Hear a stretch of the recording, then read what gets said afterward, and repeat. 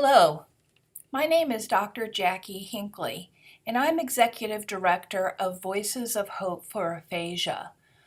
We are very proud to be collaborating with the University of South Florida at St. Petersburg on a project called Project Bridge, Building Research Initiatives by Developing Group Effort. This project is funded through a Patient-Centered Outcomes Research Institute Engagement Award, and the project is designed to provide webinar-based training for researchers, but also for people with aphasia and their families, leading to the creation of research teams that will include researchers, clinicians, people with aphasia, and their families. The research teams will be created at a conference coming up in October of 2018, and we'll give you the details about that at the end of this webinar. This is the first in a series of 3 webinars designed for researchers and clinicians, and the title of this one is How Involving Patient Partners Benefits Research. At the end of this webinar, you will be able to define collaborative research, list levels of consumer participation in research, and discuss the potential benefits and also barriers of collaborating with consumers in research. Involving patient partners in the design, conduct, and dissemination of research has been described as research being carried out with or by members of the public rather than to, about, or for them.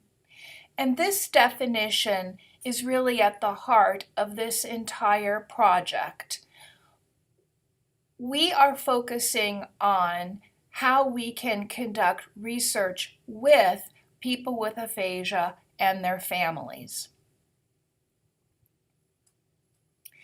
In order to conduct collaborative research with people with aphasia and their families, those individuals need to receive background information and training on how to communicate with researchers, the basics of what is research, and similar topics.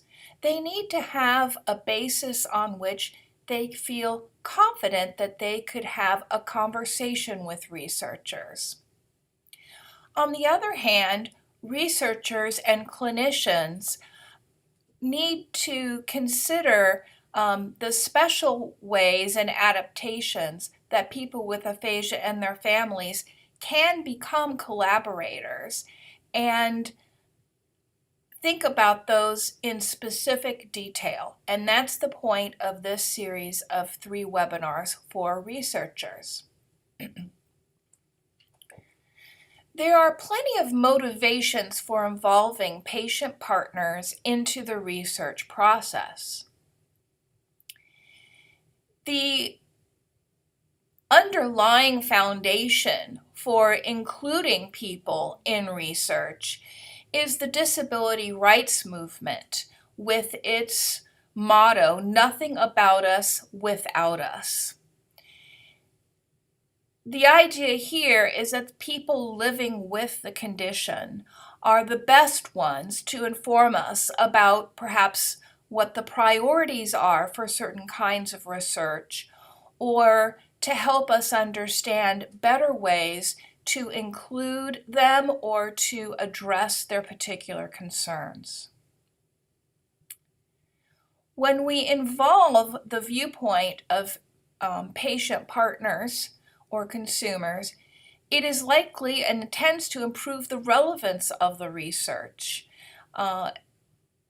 It is likely to address the concerns of the actual people living with that particular health condition.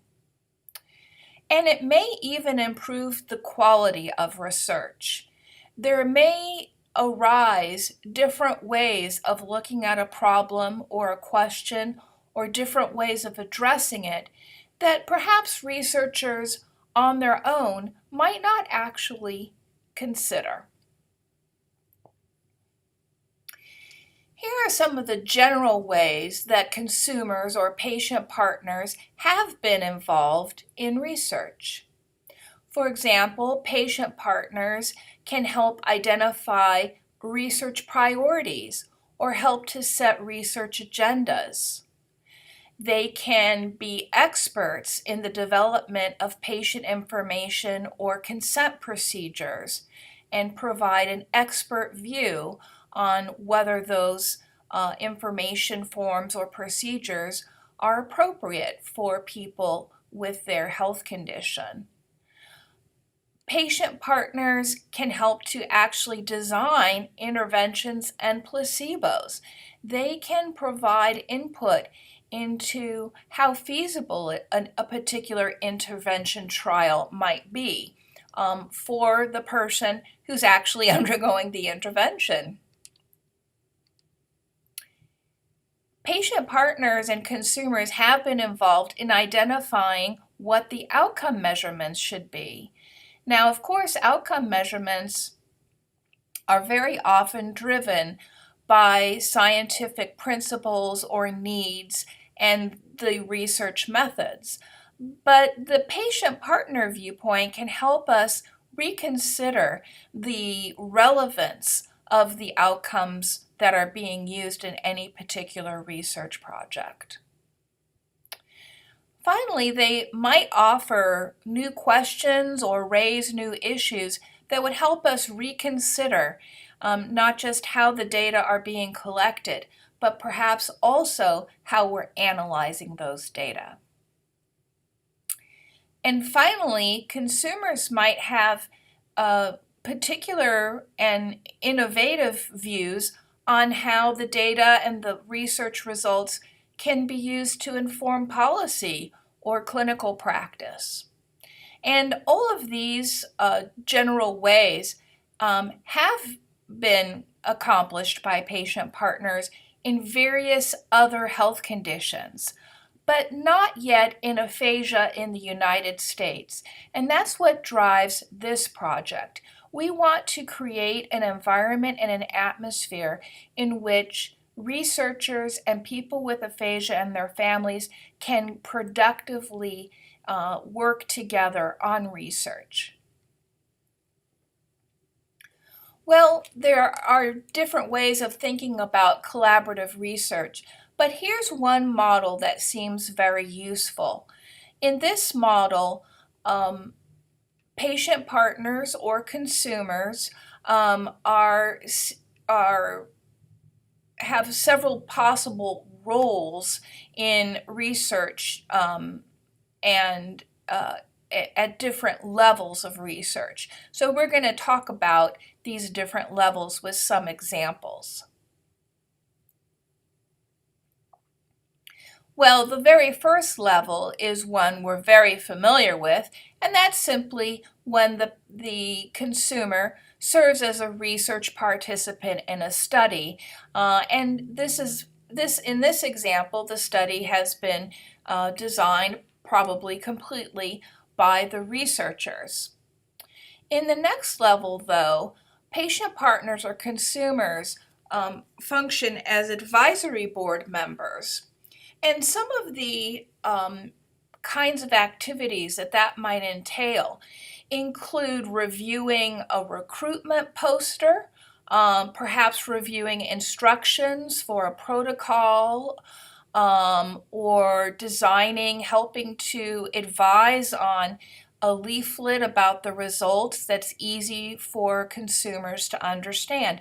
These are all sample activities that consumers or patients might complete as an advisory board member to a research project. Now, when it comes to people with aphasia, Sims wrote, "Our concerns that stroke patients may not be able to participate as co-researchers may have been misguided."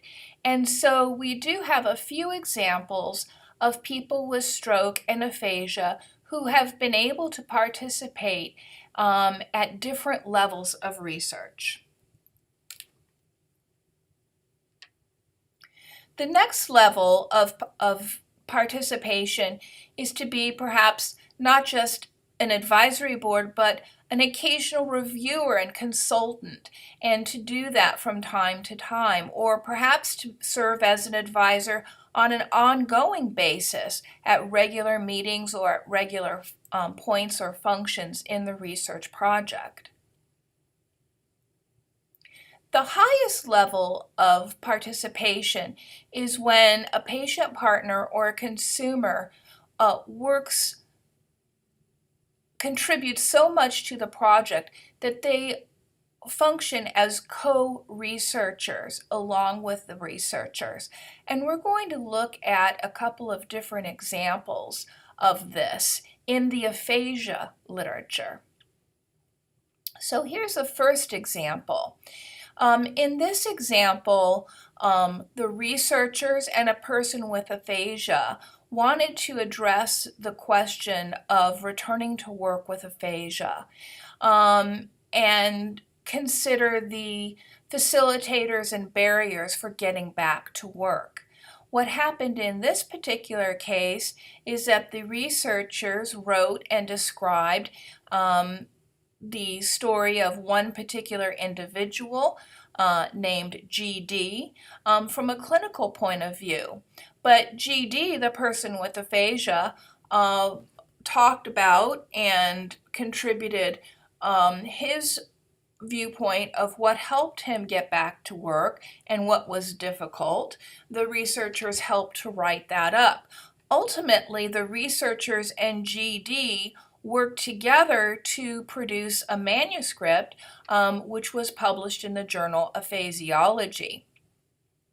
And in this case, GD is listed as one of the authors because he made a substantial enough contribution to certainly be a co-author or co-researcher. Here's a second example of involving people with aphasia at the highest level, level 5. In this example, the researcher and a person with aphasia got together for regular meetings and do a semi-structured interview. After each meeting, the researcher writes up notes and also writes about her own reactions to what was discussed and what the conversation was like.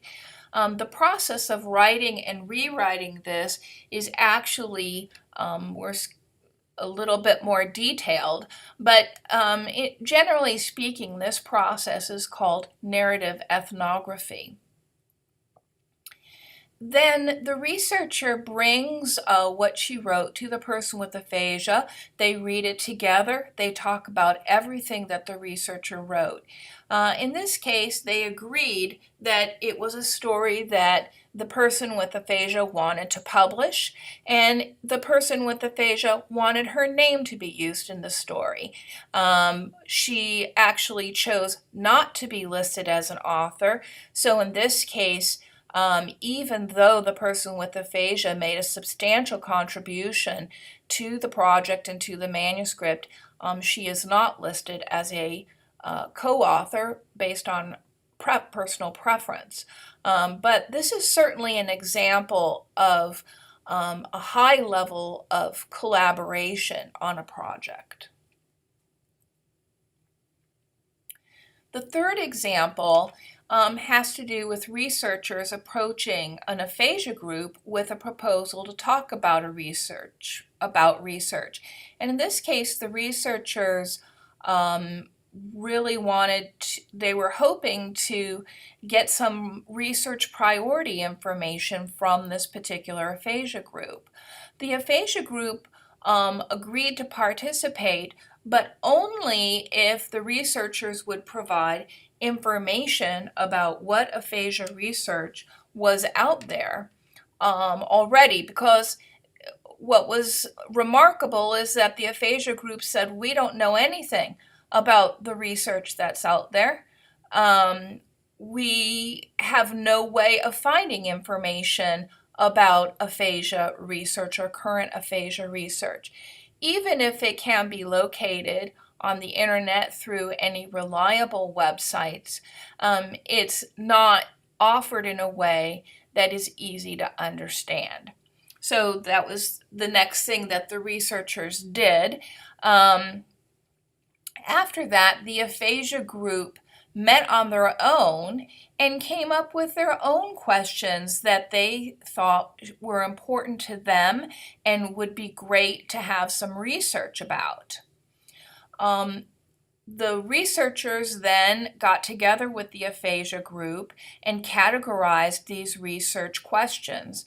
In the end, there were 22 research questions that the aphasia group came up with, and they were able to talk about what research areas were most important to them.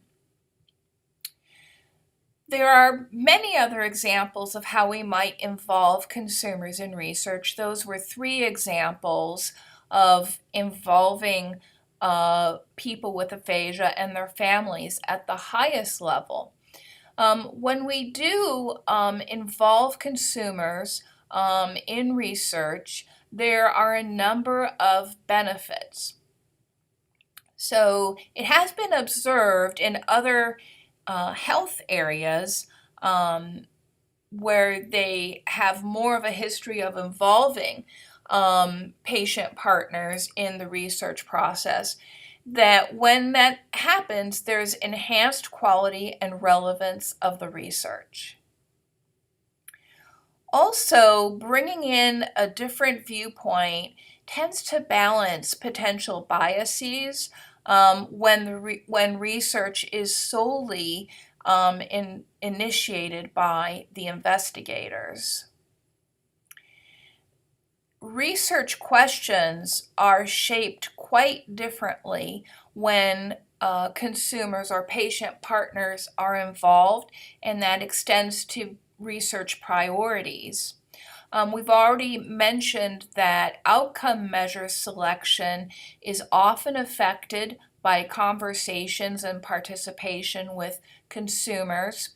Another great benefit of including consumers is that there's likely to be increased recruitment and retention of research participants when the participants know that there's a panel of people like them who are serving in some way as part of the research study, whether it be an advisory panel or some other role.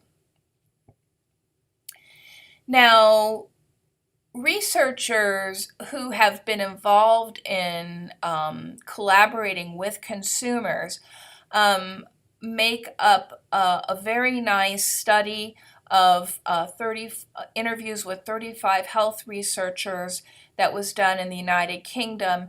And here are some of the things that researchers say about their experiences. Many of them felt that working with patient partners or consumers actually helped them to generate new research ideas. Certainly, research participants got better information that was clearer to them and easier to understand. The interventions were actually designed better when patient partners or consumers were involved. The research became easier and more acceptable for the participants as a result of collaborating with consumers. The data collection and outcomes were more patient-centered. The data analysis was enriched. There were some new or different or novel ideas about how to disseminate the results. And many researchers felt that involving consumers helped to avoid wasteful or pointless research that was not obviously going to be relevant to changing the condition of people living with a particular health situation. Now, that's quite a lovely list of benefits. And we encourage you to actually go to the healthtalk.org website yourself and read and listen to some of the clips of these interviews, which show both the benefits and the challenges of involving consumers and into research process.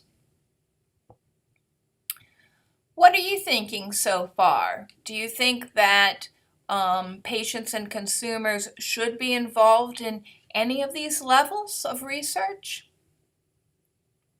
Well, there definitely are potential barriers, and this is just one example that comes from the same study, which is available to you to review on the healthtalk.org website. So in this example, a health researcher said, so it's like really difficult because these people, referring to consumers, are quite capable people, but they've not had the training. They've not worked as a researcher. You know, everyone knows that to be a researcher, you've got to cut your teeth. You've got to do at least 3 degrees. You've got to do an undergraduate, master's, and PhD. You've got to, you cut your teeth in your first research assistantship where you're closely monitored and evaluated. And then at the opposite end of the spectrum, they just want to bring in these people, in other words, consumers, who've got nothing to do with anything, and let them loose on our study. Ill patients at the bedside. It's really difficult for me, so I've got to kind of be really careful how I manage it. So I think this quote probably, very honestly expresses some of the concerns that researchers might have about including consumers in the research planning or implementation process. Consumers, for everything that they do bring with a different perspective, cannot address all aspects of conducting the research. The researchers, too, bring their own expertise and their own knowledge, and just equally to the consumer. So it really is a collaboration where people have very different experiences that they're bringing to it, and those experiences can contribute to certain parts of the process, perhaps not all. We have to weigh this. Now, there are recommendations or considerations for how to manage some of these potential barriers or tensions when working with patients who've had stroke and aphasia. One thing is that there has to be adequate time. Time becomes an issue because reviewing instructions or consent procedures, this is going to take additional time if you're going to call a meeting of patient partners or consumers and ask them to go through a review process. We're doing that actually as a part of this project. We do have a project advisory team, and members of the team, as well as others that we reach out to, review all of the information that's part of this project. And it's going to take time.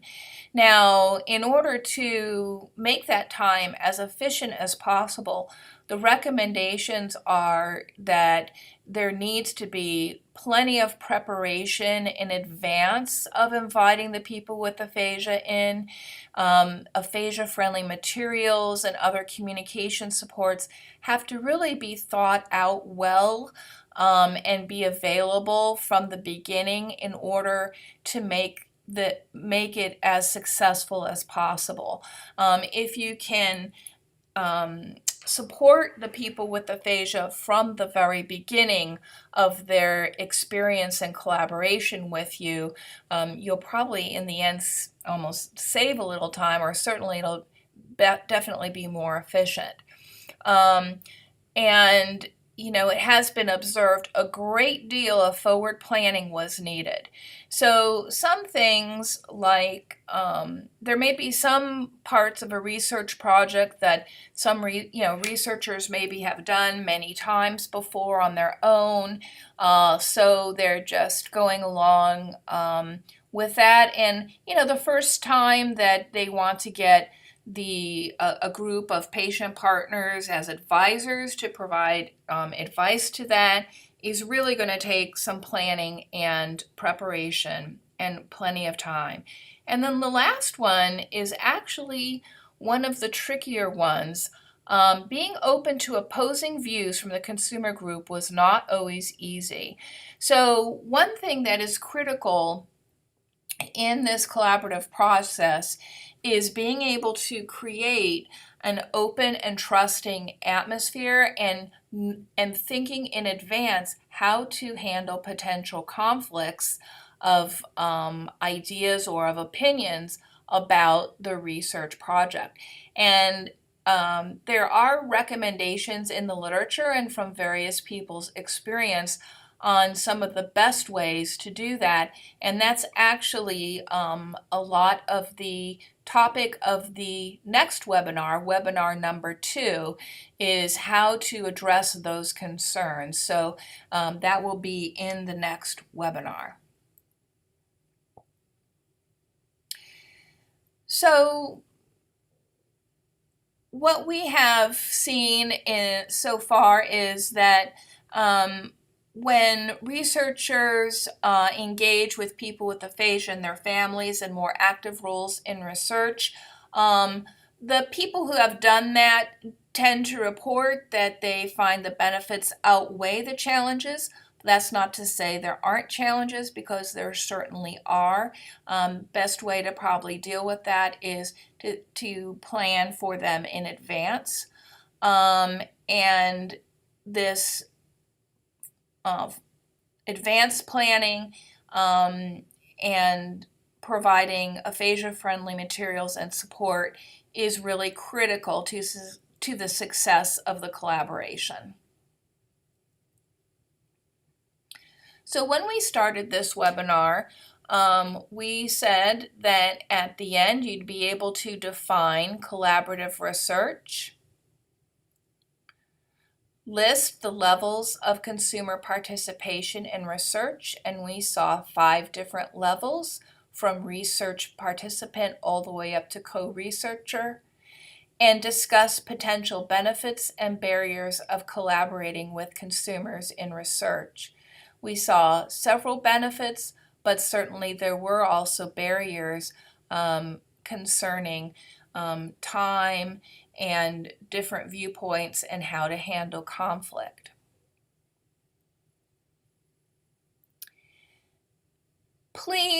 We invite you to please continue watching the next 2 webinars, for a total of 3 in this series, that brings forward the concepts and ideas and information that we need to be thinking about and think in advance about in order to successfully collaborate with people with aphasia and their families.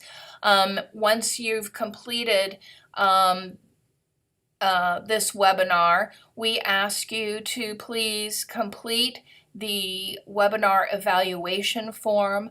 One of the items on that form will ask you to provide your contact information if you choose. It's completely optional. But if you do so, you become eligible for one of our travel stipends to attend our October conference, in which we will bring researchers, clinicians, and people with aphasia and their families together to create research teams. If you are interested in having access to people with aphasia and their families who they also have gone through the webinar series and they're attending a conference because they want to be collaborators in research, this is your great opportunity to come and create your research team at this conference. The conference is going to provide a lot of roll up your sleeves, work together, roundtable time during those actual 2 days, and you'll be leaving with a plan with your research team on what it is that you're going to accomplish. If you are particularly interested in PCORI and the kind of patient-centered outcomes research that is supported by the Institute, you might be interested in becoming a PCORI ambassador, and we want to point out this program to you, and you can get more information on the PCORI website. We thank you very much for your attention and your participation, and we hope to see you in the October conference or another time very soon. Thank you.